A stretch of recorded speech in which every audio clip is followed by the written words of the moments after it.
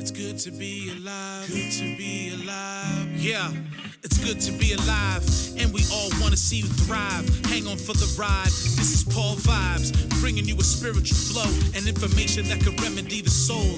A man for the people, message in a bottle, but he threw it in a podcast. Now it's full throttle.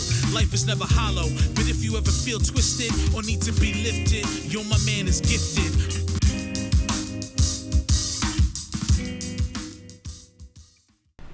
Hello everybody, Paul Vibes here. Welcome to another episode of the People's Podcast. I have a very special guest, an author, Michael Callahan. Welcome to the show. I told you I'm a hugger. All right, Paul, thank you. Great to be here. I am very excited. I thought that you'd be a good guest even before I knew you were writing a book. I remember I met you through our good friend, Ken Corbin, and then I found that you have a book that you were just recently released, so congratulations. Thank you. Yeah, I'm excited about it. It's something I wanted to do for a lot of years, and when COVID came around in the spring, I suddenly had some time on my hands. You had some time.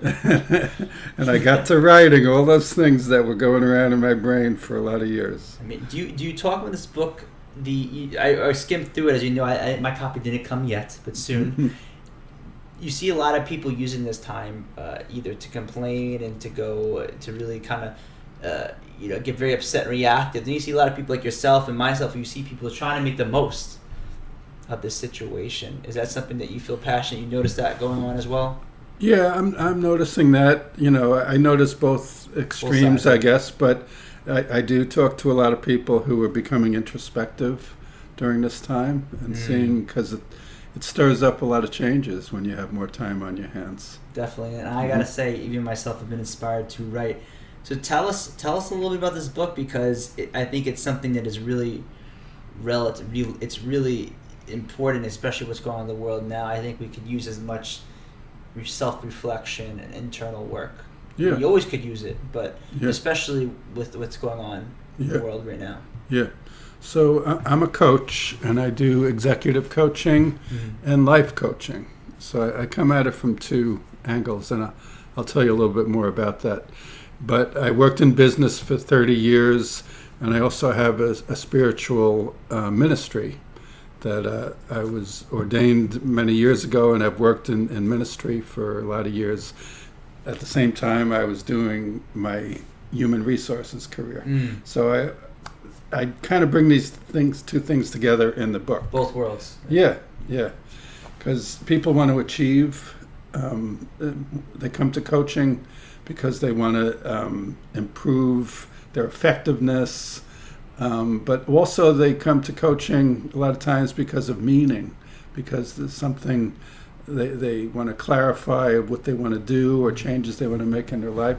So both of those came together, to make me a coach, the kind of coach that I am.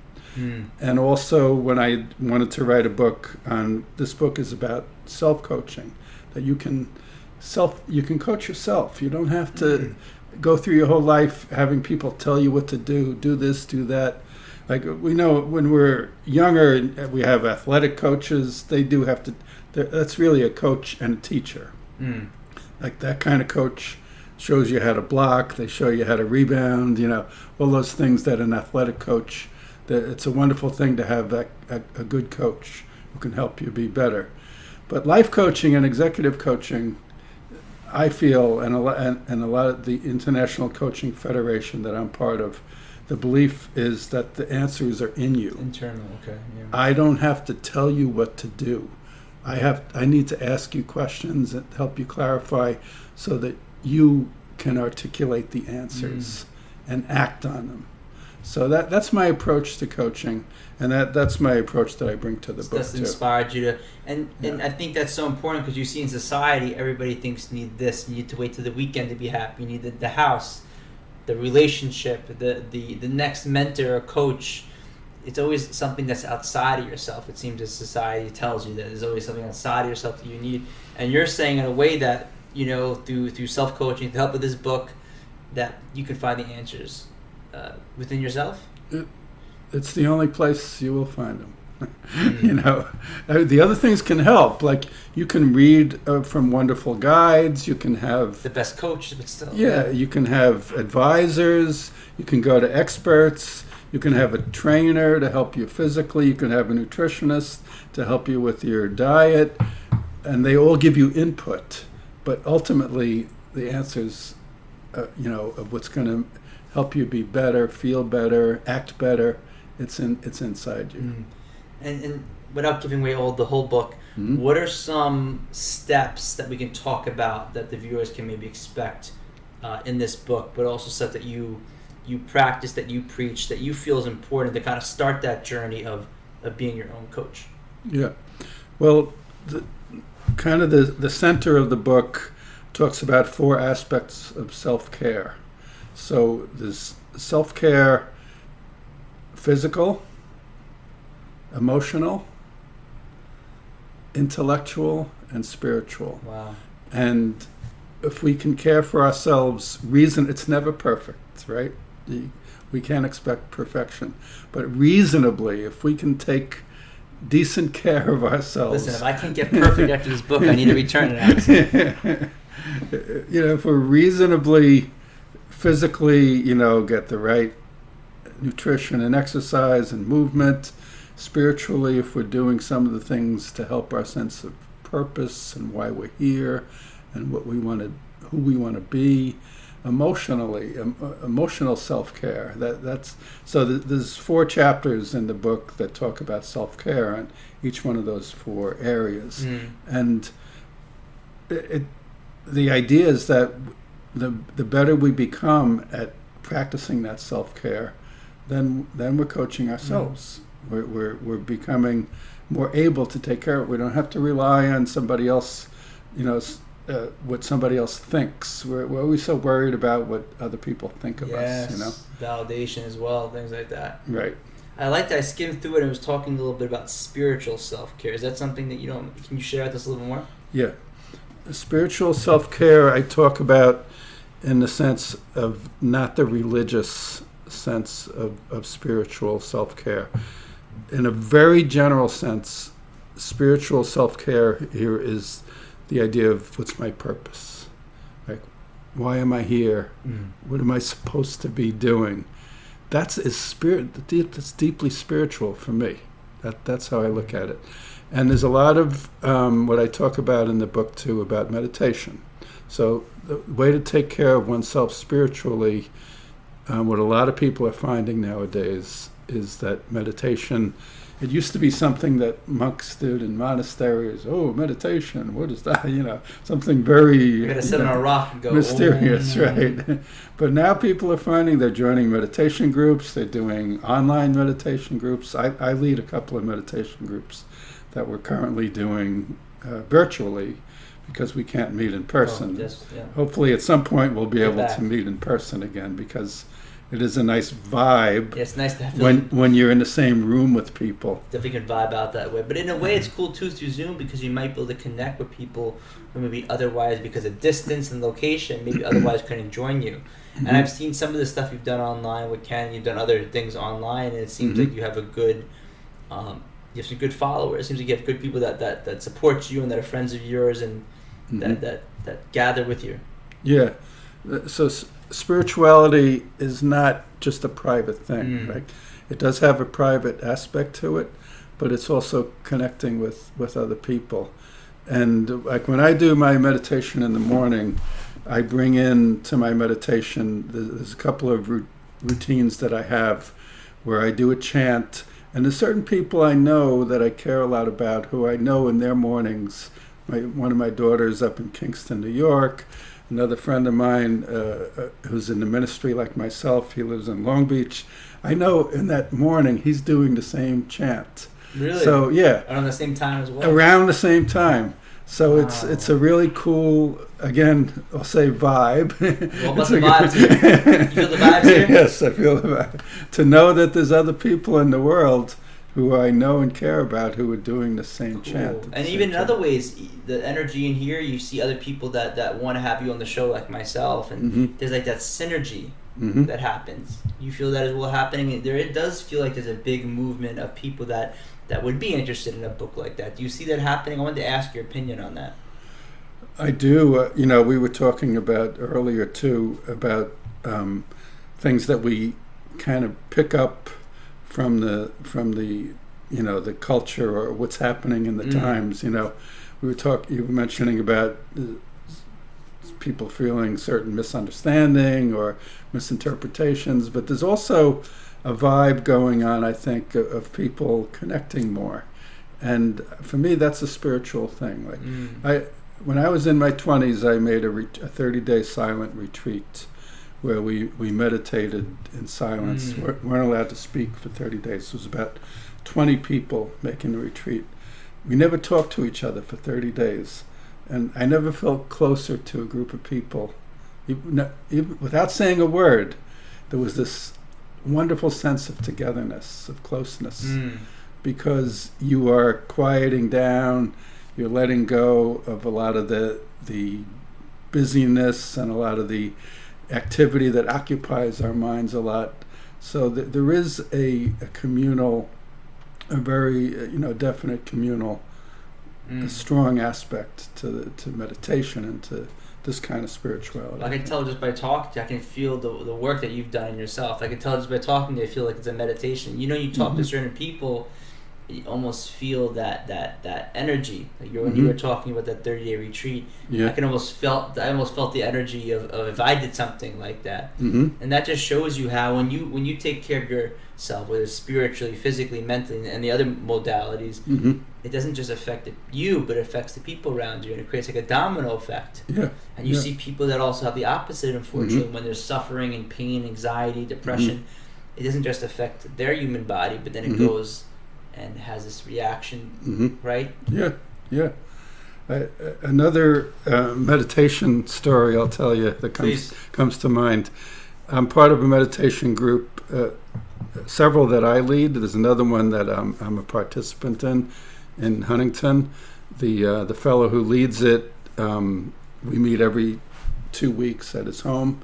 And one night we were doing this guided meditation where he takes us in our imagination. We go above the earth into space, and then you come back down and you land on a place in earth in another time and another place. That's cool. So in my imagination, I land on earth and I'm like a Native American medicine man, back, in 300 years ago. And that's just what happened in the course of the meditation. So after we finish, there's about 5 or 6 of us, and we start sharing, where did you go in your meditation? Where did you go? Wow. And so I start telling my story, and the guy sitting next to me, he looks at me, he goes, "You're kidding me, right?" He did this. He was there with you? He was also a medicine man, and a Native American medicine man. We're looking at each other like, how is this possible? But there was a vibe. Because you're vibing past lives. Now, it's interesting because people have many different ways to find their calling, right? You see a lot of people, more than ever, you find people getting into holistic medicine and different spiritual modalities. What is other ways besides meditation that people can get closer to source, closer to their calling, to bring more inner peace? I know that's a broad question, but I wanted to kind of put it out there because I feel like a lot of my viewers are people who aren't always just seeking just to seek, but they're just always curious. They always want to learn about other modalities, other things, and to deepen their knowledge. What is something that you would be open to sharing, whether it's from the book or your personal life, that may allow them to get closer?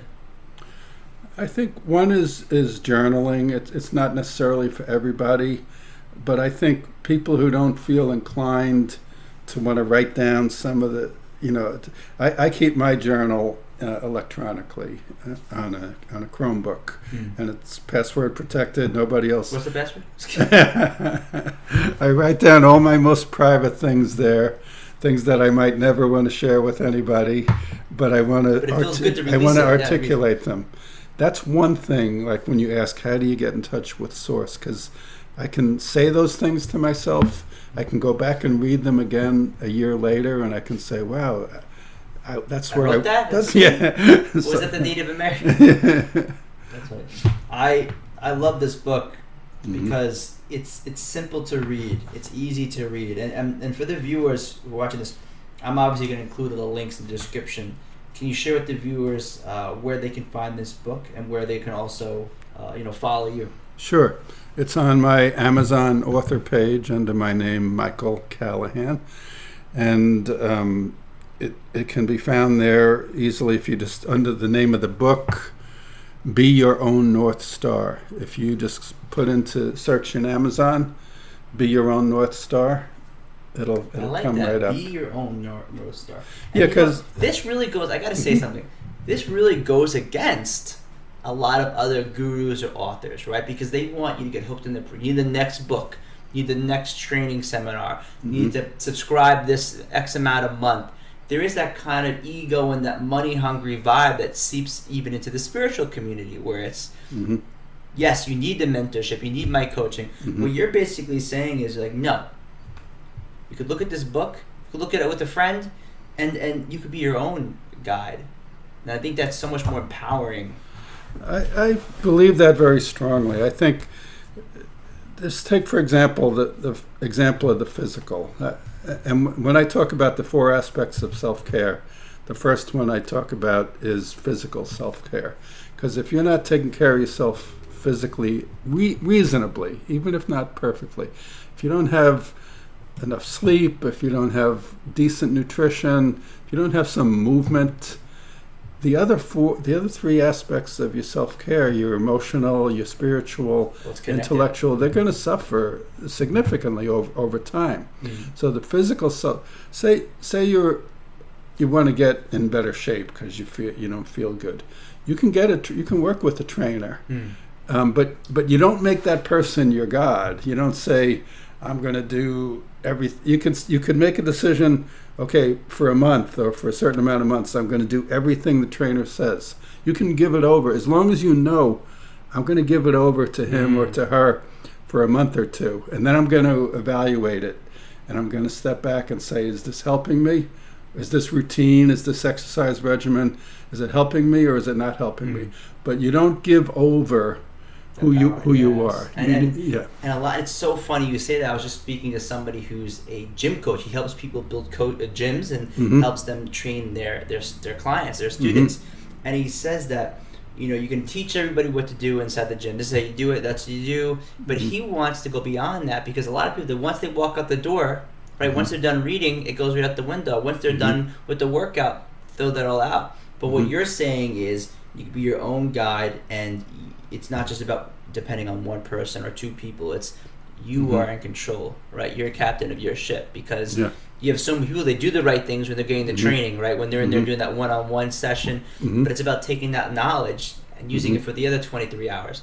And his businesses, I'd love to connect his businesses that 23 hours, because he's all about focused on the other 23 hours. And I think that's so important. Yeah.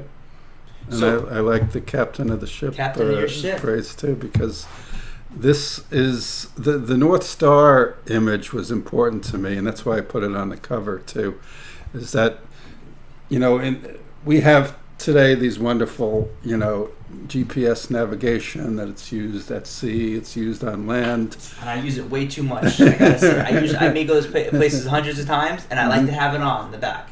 It's exquisite. It's so great, but it can fail. We all know it can fail. Did you use it to get to my house? I didn't use it. Wow. Because I know Northport pretty Nice good. job. He had a map. He pulled out a giant map. Look, he lives nearby. But when GPS fails, which it does sometimes, there's different reasons. You don't get a signal, something happens with the electronics, there's no GPS. The fallback that sailors still use, any good sailor can navigate by the stars, or they navigate by the sky. They've been doing it for 5,000 years, and they can still do it. And there's only one star in the northern hemisphere that's fixed, and there's only one constellation in the south, the Southern Cross, that's fixed. And a sailor can always look to them, depending on which side of the globe they're on, and they can start from there and get a sense of where they're going. Amazing. So that's why I picked that for the title for the book, because I need to be my North Star. You need to be your North Star. Nobody else can. But you can support people along the way, but at the end of the day, you're that guide, your main guide. Yeah. That was beautiful. What I was thinking is I wanted to read the back for the viewers, and in the meantime, I want, after I'm done, I would love for you to leave our viewers with something, positive that they could take. Obviously, there's a lot of great things they could take from this podcast, but something that you want to send them directly. And like I said, I'm going to include this book in the description. I highly recommend it. I'm excited to get my copy, and I hope that you come back on soon. We're not over yet, but you have a good time so far on the podcast? Great time, yeah. Awesome. I have a little, after you read, maybe I have a little piece of Please. kind of a favorite part that There's I'd no like rush. to read. Okay. Mike Callahan followed 2 life paths that finally converged to make him a successful life coach, an executive coach. He was a chief human resources officer for major global corporations and has been a spiritual guide and teacher for 35 years. Together, his business experience and spiritual ministry are what enables him to ask the right questions that assist each pilgrim to find meaning and achieve success. Ultimately, nobody can tell us which path to follow. Eventually, we must become our own North Star. Our teachers and coaches can't do it for us, but they can guide, assist, and support us in building a skill set that truly does equip us to chart our own course. This book is a how-to. It's about how to be your own coach, how to clarify and strengthen your purpose, and how to get to where you must be. It's beautiful. That was great. Thank you. It's beautiful. You said you wanted to share something in the book? Yeah, there's at the end of the introduction, there's a paragraph I'd like to read that I think sums up Please. a lot of it. And you just read the word in the part that you read from the back cover about a pilgrim, that we're all, I feel we are all, in a sense, a pilgrim is somebody who's on a journey, who's got like a spiritual quest that they're walking towards. And I kind of have that thought in this part of the introduction where I talk about it. To self-coach, we need to do what Walt Whitman said. Dismiss that which insults your soul, and we need to write our own story. We need to use our own reason. We need to have faith in ourselves most of all, and also faith in those that we choose to trust. When we have arrived at this level, it will not feel like perfection. We may still be concerned at times what someone else may think of us. We can ask for advice from those who have expertise that we lack, but fundamentally, we will trust ourselves. Fundamentally, we can feel that we are our own North Star. Fundamentally, we know that when the clouds clear in the night sky, our star is where it needs to be, and from there, we can surely navigate. Wow. Beautiful. Thank you so much. Thank you, Paul. I want to give you an opportunity. I mean, I could have you on for hours, and I would love for you to come back on, because I feel like this is a great introduction. And I want to say for the viewers, if you want to see Michael back on, which I know I do, it's the most important to get you on my show. Different topics that you would like Michael and I to maybe talk about down the road. And don't be shy. Mike's a friendly guy, so reach out to him, email him if you are interested in his books. I am going to include the links. Besides that beautiful passage, is there anything else that you maybe want to leave the viewers and some of your friends and family maybe watching the podcast? Well, just that, like you suggested, I'd be real happy to come back on again. there's a lot more that we could go into, like each of those 4 areas of self-care: the physical, the emotional. We didn't even talk about the emotional, the spiritual, and the intellectual. We could spend a good amount of time. It's good that we have more content, delving into the more depth in each of those areas. There's a lot, and we should. We should. I'm excited to have you back on, Mike. Bring it in. Okay. Hug.